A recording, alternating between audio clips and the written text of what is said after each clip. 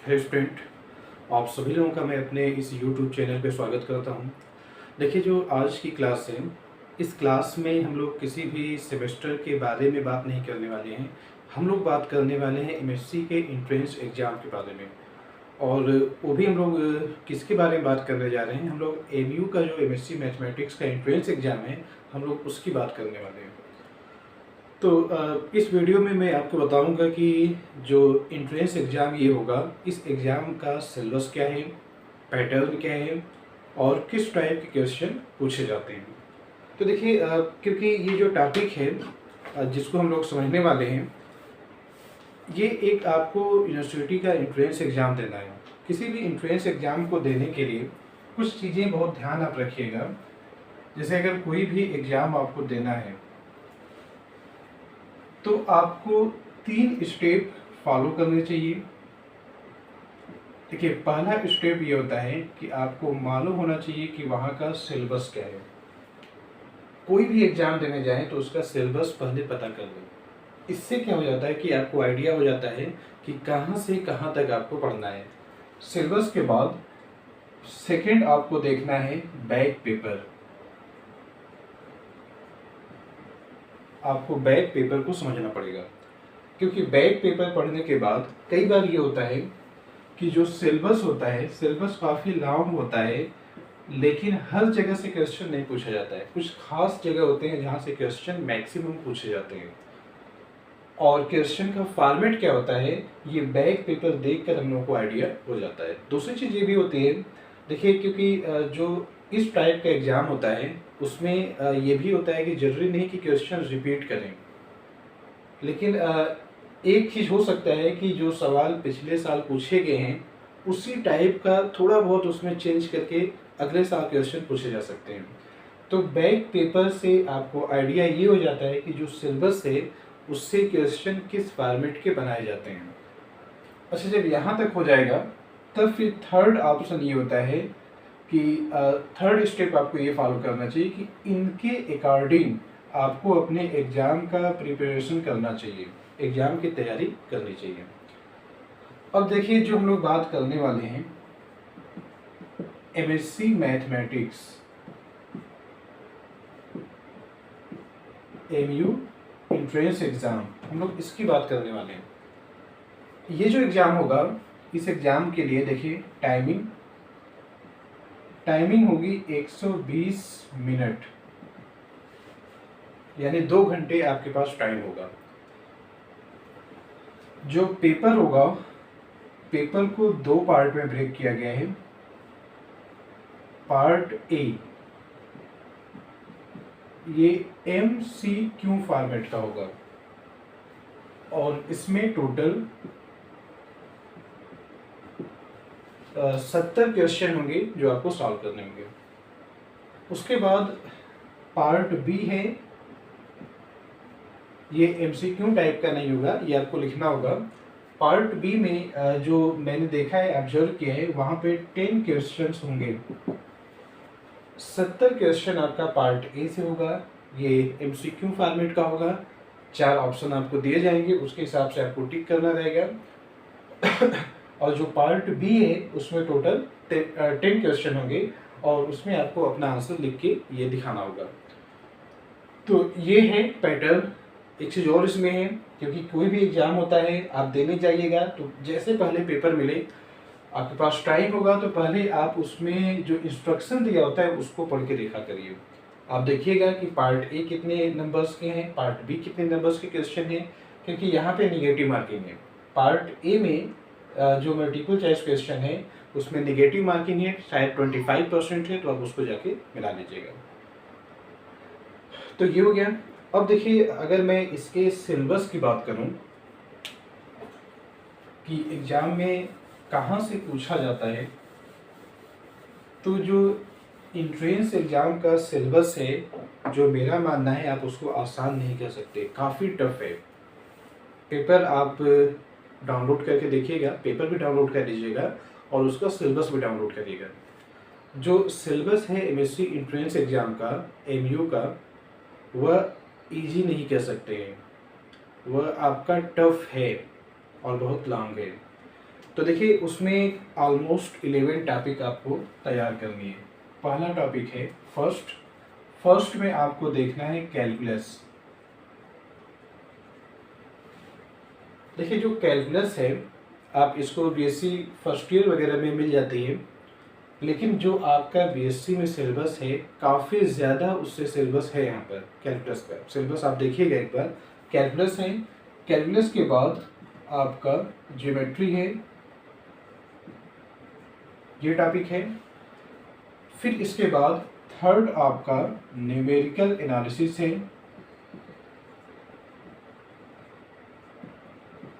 Numerical analysis के बाद अगला एडवांस कैलकुलस है। फिफ्थ आपका है differential equation.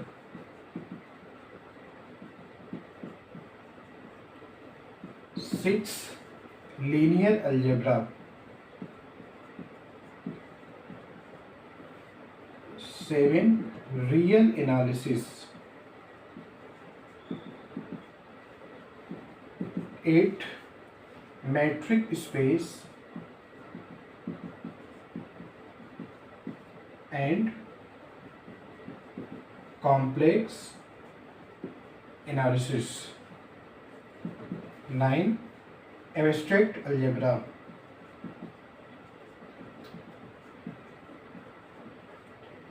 10 mechanics। 11 set theory,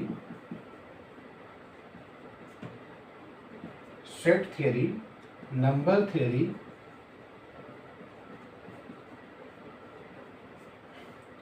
and differential geometry।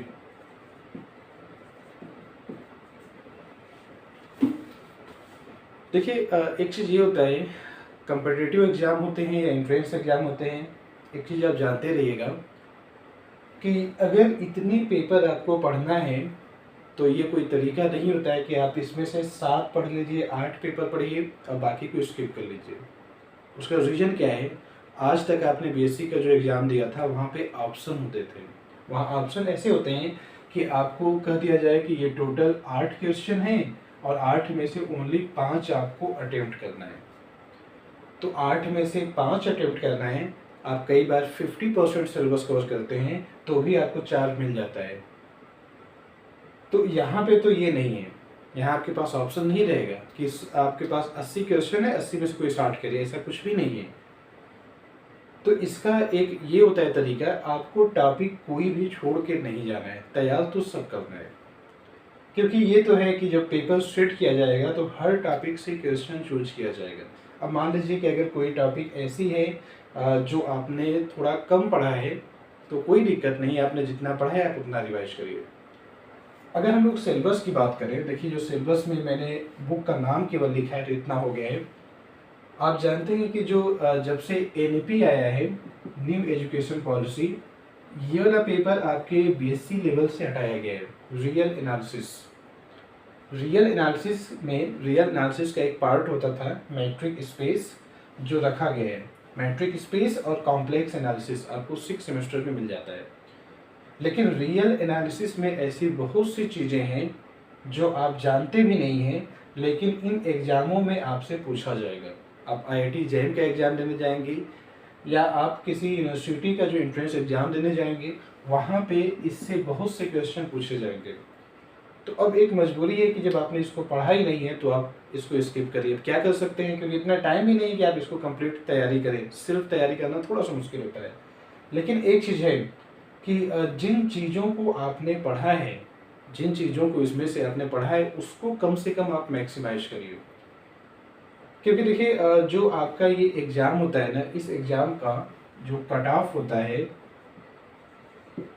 Cut off 40 number के करीब होता है, इसी के नेबरहुड में होता है, कुछ ऊपर और नीचे हो सकता है। ये जनरल का कट ऑफ मैं बता रहा हूँ। तो 40 नंबर आपको लाना रहेगा। तो देखिए अब इसमें अगर हम लोग बात करें, कैलकुलस आपके लिए आसान होगा, आपने पढ़ा है। न्यूमेरिकल एनालिसिस लास्ट टाइम अभी आपने पढ़ा है, तो ये भी आपके माइंड में होगा। डिफरेंशियल इक्वेशन, लीनियर अलजेब्रा जिसमें हम लोग वेक्टर स्पेस की बात करें, ये आपके लिए सबसे बेस्ट होगा। मैट्रिक स्पेस और कॉम्प्लेक्स एनालिसिस ये बहुत अच्छा होगा। देखिए कॉम्प्लेक्स एनालिसिस के क्वेश्चन आसान होंगे, बस आपका कॉन्सेप्ट क्लियर है, ये सॉल्व करने में बहुत कम टाइम लगेगा। फिर एब्स्ट्रैक्ट अलजेब्रा ये भी आपने पढ़ा होगा, अच्छे से आपको ये पढ़ाया गया है। ग्रुप थ्योरी आप इसको तैयार करिए। इसके सवाल थोड़ा सा सोचना पड़ेगा आपको, क्योंकि जो थियरम्स वगैरह हैं उनका एप्लीकेशन हो सकता है। मैकेनिक्स ये काफ़ी टफ होगा, जो आपने बीएससी में मैकेनिक्स पढ़ा है वही मैकेनिक्स है, लेकिन उसको कुछ एक्सटेंशन और है, उसमें कई ऐसी चीज़ें हैं जो एमयू के सिलेबस के अकॉर्डिंग बनाया है और बाकी यूनिवर्सिटी में सिलेबस थोड़ा सा अलग है। इनमें देखिए नंबर थियरी, हाँ नंबर थियरी तो आपने पढ़ा है तो इसमें दिक्कत नहीं आनी चाहिए। डिफरेंशियल ज्योमेट्री ये आपने नहीं पढ़ा है, ये देखिए आपके एमएससी के सिलेबस में, बीएससी के सिलेबस में कहीं कहीं होता है, कहीं कहीं नहीं होता, ये ऑप्शन में रखा जाता है, तो ये आपने नहीं पढ़ा, ये आपका स्किप होगा। सेट थियरी तो आप जानते हैं, लोअर क्लास से आप पढ़ते आए हैं, सवाल उस पर रहेंगे। अब मैं एक दो सवाल आपको यहाँ के दिखा रहा हूँ कि किस फॉर्मेट के पूछे जाते हैं। क्वेश्चन भी मैंने देखा है। देखिए अगर आपका एग्जाम में 40 कट ऑफ है सपोज, इसके करीब होता है, तो आप ट्राई करिएगा कि 45 प्लस लाने की, क्योंकि जो ओ होगा, जो कट ऑफ होगा, हमेशा ट्राई करा करिए कि उससे कुछ ऊपर लेकर आया करिए नंबर। देखिए कुछ क्वेश्चन मैं बता रहा हूँ, ऐसा नहीं कि सब सवाल आपके सामने जो मिलेंगे वो टफ होंगे, कुछ आसान भी होते हैं। देखिए कुछ क्वेश्चन को मैं यहाँ पे दिखा रहा हूँ कॉम्प्लेक्स एनालिसिस के। एक क्वेश्चन है, which of the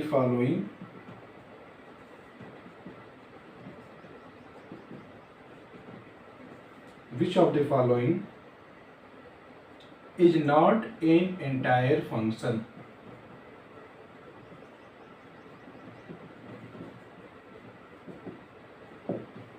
Which of the following is not an entire function? First option में है f of z is equal to e की पावर z। सेकेंड ऑप्शन में है f of z is equal to e की power minus z। Third option में है f of z is equal to e की power i z।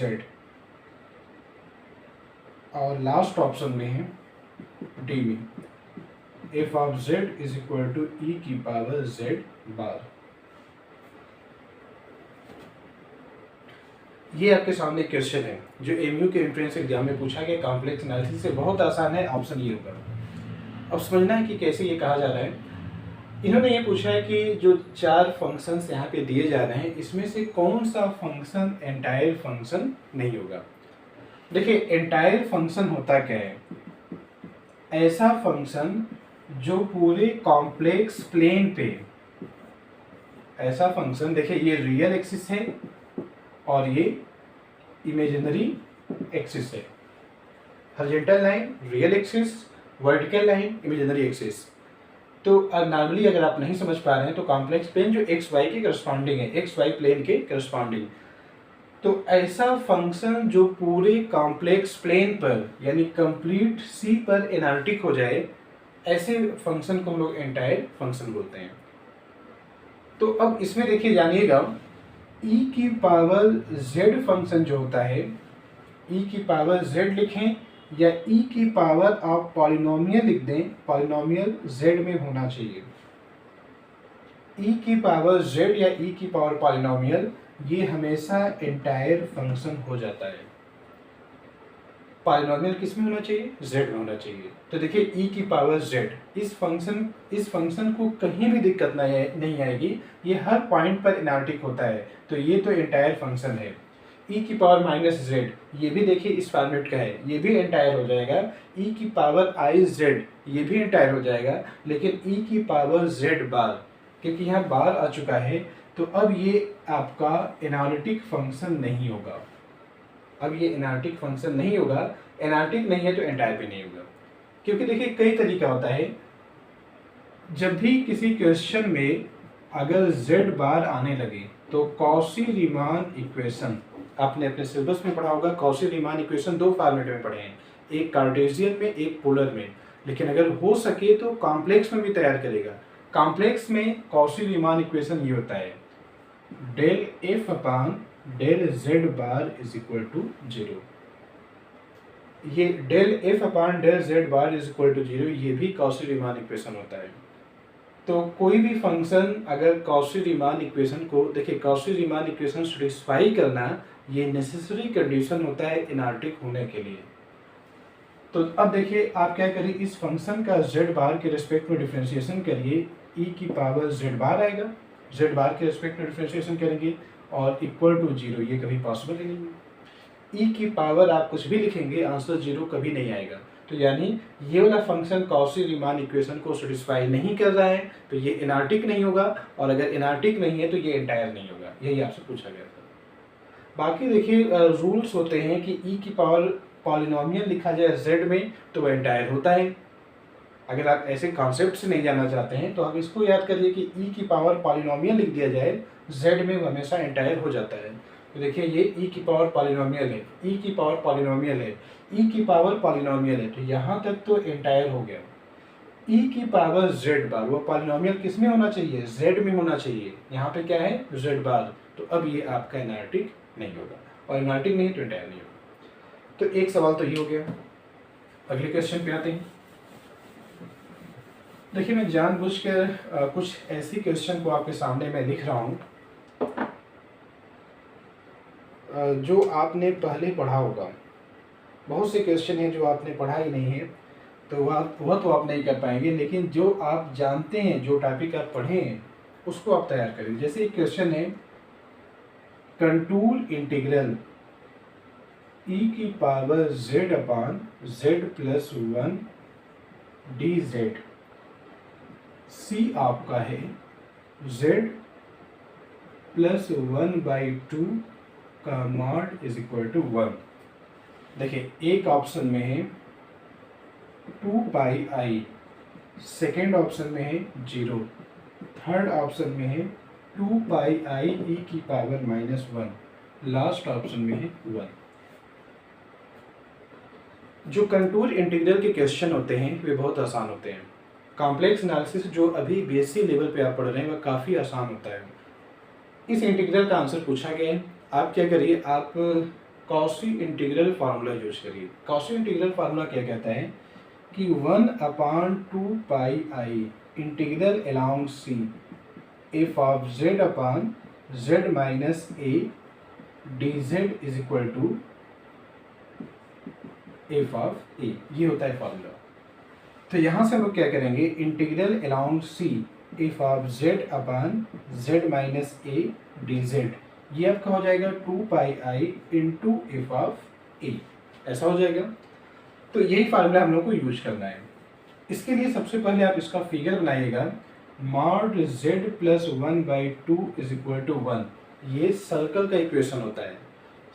देखिए इसमें Z minus A का mod is equal to R हो, तो ये सर्कल का इक्वेशन है जिसका सेंटर ए है और रेडियस आर। तो वैसे हम लोग इसको जब बनाएंगे, ऐसे फिगर बना लेते हैं। सेंटर कहाँ पे होगा, देखिए सेंटर पता करने के लिए जो मॉड के अंदर लिखा है उसको 0 के इक्वल पुट किया जाता है। तो आप पहले क्या करेंगे, z प्लस 1/2 को 0 के इक्वल पुट करेंगे, तो यहाँ से z का आंसर -1/2 आएगा। अब -1/2, देखिए 1/2 i से फ्री है, -1/2 i से फ्री है, i से फ्री होने का मतलब रियल एक्सिस पे होगा। तो रियल एक्सिस पे -1/2 आपको यहाँ मिलेगा x एक्सिस पे। उसके बाद रेडियस कितनी लेनी है, रेडियस 1 लेनी है। अच्छा जब 1 रेडियस लेंगे तो एक डिस्टेंस यहाँ तक जाएंगे, -1/2 में 1 ऐड करेंगे तो 1/2 पे पहुँचेंगे, और एक पहले -3/2, और यहाँ से आप एक ऐसे फिगर बना लीजिएगा। ये फिगर आपका हो गया, जो ये सी लिखा गया था इसका। जब फिगर मालूम हो गया है तो अब ये देखिएगा, जो ये लाइन लिखी गई थी जिस इंटीग्रल का आंसर पूछा गया है, कंटूर इंटीग्रल सी ई की power Z upon Z minus -1, ऐसे बना लीजिएगा। जो नीचे लिखा गया था हम लोग उसको अपने फार्मूले जैसा पहले बनाएंगे। z माइनस ए होता है तो z माइनस -1 ऐसे लिखिएगा। अच्छा -1 को पहले वहाँ पे दिखाइएगा। आप खुद समझ रहे हैं कि रेडियस 1 है, ये -1/2 है तो ये -3/2 होगा। तो -1 तो आपका यहाँ पे रहा होगा, -1 इस सी के अंदर है। अच्छा, अगर सी के अंदर नहीं बाहर होता तो ये फंक्शन पूरा एनालिटिक होता और कॉची थ्योरम यूज करते तो आंसर इसका 0 हो जाता। लेकिन ये जो ए है, जो ए की जगह पे नंबर लिखा गया है वह इस सी के अंदर है। जब सी के अंदर है तो अब आप ये फार्मूला यूज कर सकते हैं, क्योंकि आप कॉची इंटीग्रल फार्मूला का स्टेटमेंट वगैरह देखिएगा, वहाँ पे ये कहा जाता है कि जो ए होगा ए सी के अंदर होता है, इंटीरियर पॉइंट होता है।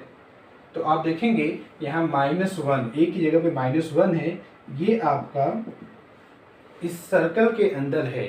तो इसका आंसर क्या होगा, देखिए आंसर ये होगा 2πi इंटू एफ की वैल्यू ए की जगह कितना लिखा गया -1, तो 2πi इंटू, अच्छा फंक्शन आपका क्या है, आप यहाँ से कंपेयर कर लीजिए, एफ ऑफ जेड ई की पावर जेड के इक्वल है, एफ ऑफ जेड ई की पावर जेड के इक्वल है।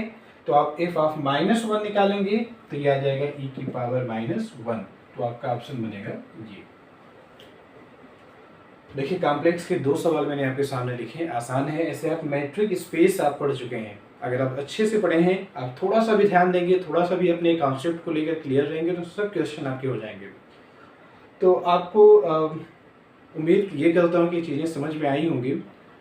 और अगर आप इस टॉपिक पर और वीडियो चाहते हैं, यानी और वीडियो का सेंस है कि आपका एग्ज़ाम अगले मंथ में 5 जून को है, तो मैक्सिमम मैं ये कर सकता हूँ कि आपके प्रीवियस ईयर में जो क्वेश्चन पूछे गए हैं एमयू एंट्रेंस एग्जाम में, मैं आपको जो टॉपिक आप पढ़ें उस टॉपिक से क्वेश्चन सॉल्व करके कुछ दिखा सकता हूँ, इतना मैं कर सकता हूँ।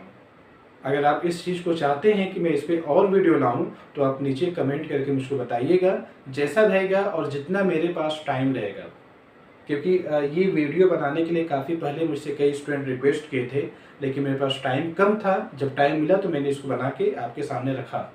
तो जैसे ही मुझे टाइम मिलेगा आप मुझको बताइए कमेंट करके, जैसे ही टाइम मिलेगा तो इस पर मैं और वीडियो आपको बना के दे दूँगा।